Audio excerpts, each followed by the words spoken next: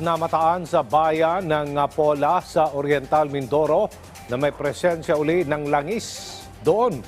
Isa sa tinitingnan na pinagbulan nito ay ang una ng oil spill matapos sa balawakang pagtagas ng langis na dulot ng paglubog ng ng MT Princess Empress. Yan ang ulat ni Rod Lagusan. Pebrero nang tanggali ng state of calamity sa bayan ng Pola sa Oriental Mindoro dahil sa oil spill na dulot ng paglubog ng MT Princess Empress. Matapos nito, namataan sa katubigang sakop ng bayan na may mga tarbol o presensya ng langis ngayong linggo. Una itong namataan sa 2 barangay sa Calapan, na agad namang pinaimbestigahan sa Philippine Coast Guard ng provincial government. At ang report ng Philippine Coast Guard is a very isolated case and ito'y nagmula sa mga datihan na nasa sa ilalim na because of the current, yung change of current, nakalkal yung buhangin tapos lumabas. Pero after one day, nawala na siya.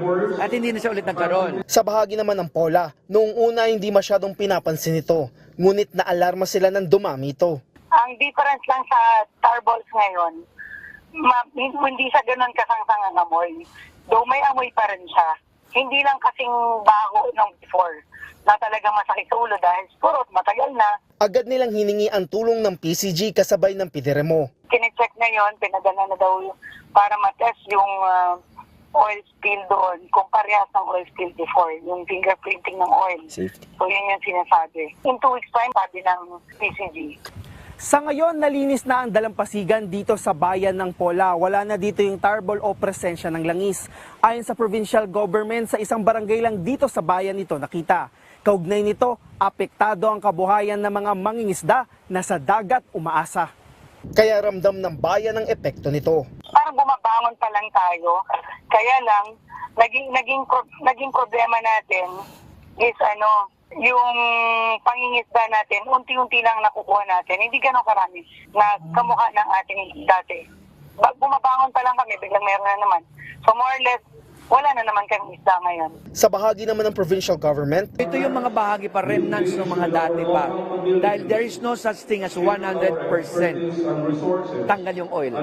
Ang sinasabi lang natin, 100% acceptably clean.